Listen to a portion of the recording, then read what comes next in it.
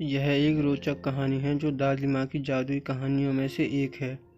एक समय की बात है, भारत के एक गांव में एक बहुत ही लालची आदमी रहता था जिसका नाम था कलंदर। वह उस गांव के राजा के लिए टैक्स जमा करने का काम करता था और उसी गांव में रहता था। उसका काम राजा के लिए टैक्स जमा करना था। कलंदर जो चीज़ को चाहता उसे पाने के लिए लोगों से टैक्स लेने के नियमों को बदल देता और टैक्स के नाम पर उनसे जो चाहता वह हासिल कर लेता, जैसे उनकी बकरियां, बैल, फसल आदि। धीरे धीरे कलंदर की लालच की आदत की बात पूरी जगह फैल गई। कलंदर के कारण सब लोग वहां पर रहने से डरते थे। उसके पड़ोसी गांव में राघव नाम का एक किसान रहता था। राघव का एक बेटा था विशाल, जो बहुत ही चालाक और बुद्धिमान था। राघव का परिवार बड़ी गरीबी में जी रहा था, लेकिन राघव का सपना था कि उसका बेटा एक बहुत बड़ा आदमी बने। एक बार जब सब लोग बैठकर इधर उधर की बातें कर रहे थे तो विशाल ने लालची कलंदर के बारे में सुना और विशाल ने निश्चय कर लिया और बोला, मैं किसी न किसी तरह इस लालची कलंदर को राजा से सजा जरूर दिलवाऊंगा। राजा को कलंदर के इस लालची स्वभाव के बारे में पता नहीं है, इसलिए ये मुंह मांगे क्रू वसूल करके सबको सताता है। कलंदर एक बड़ा ही शातिर और चालाक आदमी था, इसलिए विशाल ने बहुत सोच समझ कर एक योजना बनाई। अपने परिवार के सो के उठने से भी पहले वह अपने पिता के बगीचे में गया और वहां लगे एक छोटे से आम के पेड़ को खोज के निकाल लिया। विशाल पेड़ को लेकर जल्दी जल्दी कलंदर के गांव की तरफ से निकल पड़ा। उसे किसी भी तरह सुबह के समय ही अपनी योजना के अनुसार कलंदर के सामने पहुंचना था, वो भी तब जब वह लोगों से टैक्स वसूल कर रहा हो। ठीक समय पर विशाल कलंदर के सामने पहुंच गया। उस समय कलंदर लोगों से टैक्स वसूल कर रहा था। विशाल अपना परिचय देता हुआ बोला, सरकार मैं विशाल हूँ, अभी आया हूँ और मुझे यह पता नहीं है कि इस गांव में एक गरीब आदमी कितना टैक्स देता है, क्योंकि मैं एक बहुत ही गरीब आदमी हूँ और मेरे पास देने के लिए कुछ भी पैसे नहीं हैं। उसकी बात सुनकर लालची कलंदर बोला, कुछ ना कुछ तो तुम्हें देना ही होगा, तुम्हारे पास क्या है? विशाल ने अपने पेड़ की तरफ देखकर कहा, मेरे पास बस यह जादुई पेड़ है, इसके सिवा कुछ भी नहीं है। कलंदर ने हैरान होकर कहा, जादुई पेड़? जादुई पेड़ का नाम सुनकर कलंदर बड़ा खुश हुआ और उसने पूछा कि आखिर इसमें क्या जादू है। विशाल ने चालाकी से हंसते हुए कहा, अरे मालिक, ये बहुत ही कमाल का पेड़ है। जो भी इसके पत्तों को छूता है वह कई घंटों के लिए लोगों को दिखाई नहीं देता। वह पूरी तरह से लोगों के सामने से गायब हो जाता है, पर वह सबको देख सकता है।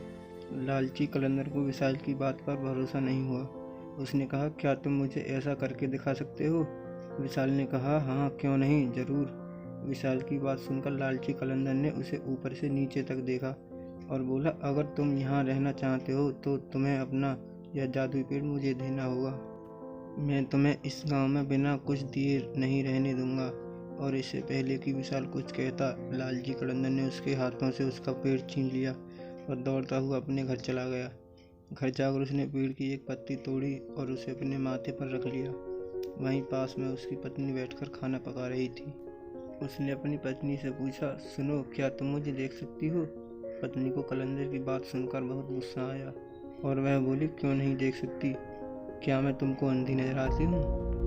अब कलंदर बड़ा परेशान हो गया।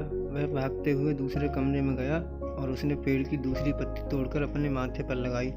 फिर वापस रसोई घर में आकर बोला, अब क्या तुम मुझे देख सकती हो? अब तो उसकी पत्नी को बहुत ज़्यादा गुस्सा आने लगा। जोर से बोली, तुम्हारा दिमाग तो ठीक है, आखिर तुम कहना क्या चाहते हो? क्यों मैं तुम्हें देख नहीं पाऊंगी क्या? तुम्हें लगता है कि मेरी आंखें खराब हो गई हैं? लालची कलंदर बड़ा ही परेशान हुआ। वह फिर कमरे में गया। उसने फिर पेड़ की पत्ती तोड़ी, फिर उसे अपने माथे पर लगाया और फिर अपनी पत्नी के पास गया। फिर से दोहराया, क्या तुम मुझे अब देख सकती हो? पत्नी कलंदर के लगातार इस पागलपन से बड़ी परेशान हो गई थी। आखिर गुस्सा होकर उसने कहा, नहीं, मुझे तुम दिखाई नहीं पड़ रहे हो, मैं तुम्हें नहीं देख सकती। लालची कलंदर तो वैसे भी यही सुनना चाहता था। वह खुशी से पागल हो गया। उसने सोचा कि वह गांव में जाकर इस पेड़ के जादू को परखेगा।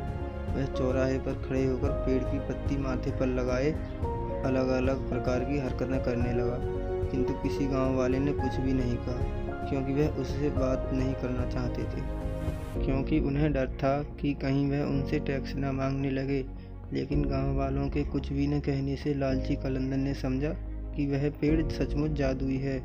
फिर उस दिन के बाद उसे जो चीज़ पसंद न आती वह उठाकर ले जाता। वह बाजार जाता, किसी दुकान से बांसुरी, किसी दुकान से फल फूल, कहीं से कपड़े।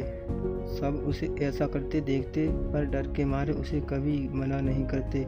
लेकिन वह लालची कलंदर यह समझता कि वह किसी को दिखाई नहीं देता, इसलिए कोई उसे कुछ नहीं कहता। एक दिन गांव को देखने के लिए राजा की शाही गाड़ी गुजरी। कलंदर ने देखा कि राजा की गाड़ी में बेशकीमती हीरे जवाहरात आदि से सजी हुई थी। लालची कलंदर ने आदत के अनुसार पेड़ का पत्ता अपने माथे पर रखा और राजा की बग्घी से हीरे जवाहरात चुराने लगा। सरेआम उसकी यह हरकत देखकर राजा को बड़ा गुस्सा आया। उन्होंने चिल्लाकर कहा, गिरफ्तार करो इसे। और लालची कलंदर बड़ा परेशान हो गया। उसने कहा, महाराज मुझे क्षमा करें, इसमें मेरी गलती नहीं है। एक गरीब आदमी ने मुझे यह जादुई पेड़ दिया जिसकी पत्तियां अपने सर पर रखकर मैं अदृश्य हो जाता था। लेकिन आज मुझे पता चला कि वह सब झूठ बोल रहा था, क्योंकि आपने मुझे देख लिया और मैं गायब नहीं हुआ हूँ। राजा को उसकी बात सुनकर बहुत गुस्सा आया। राजा ने कहा, यह तो बिल्कुल ही पागलों की तरह बात कर रहा है। क्या कोई पेड़ ऐसा भी होता है जिसकी पत्ती माथे पर रखकर कोई गायब हो जाता है? ऐसे पागल आदमी को हम टैक्स वसूली के काम पर नहीं लगा सकते। राजा ने तुरंत ही कलंदर से उसकी नौकरी छीन ली और इसके बाद लालची कलंदर सारी जिंदगी उसी गांव में लोगों के सामने अपना मुंह छुपाकर जीता रहा। अपने लालच के कारण उसे सारी जिंदगी शर्मिंदगी झेलनी पड़ी। गांव वालों को जब पता चला कि विशाल ने इस चालाकी से कलंदर को उसके अन्याय की सजा दिलाई है, तो सभी ने उसकी बड़ी सराहना की। और जब यह बात राजा तक पहुंची तो राजा ने विशाल की बुद्धिमानी देखकर विशाल को ही टैक्स वसूली की नौकरी दे दी और विशाल न्यायपूर्वक गांव में टैक्स वसूली का काम करते हुए आराम से जीवन बिताने लगा। लालच और अन्याय के कारण कलंदर को अपनी जिंदगी लोगों के ताने सुनकर शर्मिंदगी के साथ बितानी पड़ी।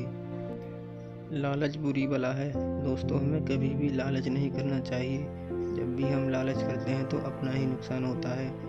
जिस तरह इस कहानी में कलंदर ने लालच किया और अपनी नौकरी और इज्जत दोनों ही खो बैठा। दोस्तों, अगर आपको ये जादुई कहानी अच्छी लगी तो शेयर ज़रूर कीजिएगा।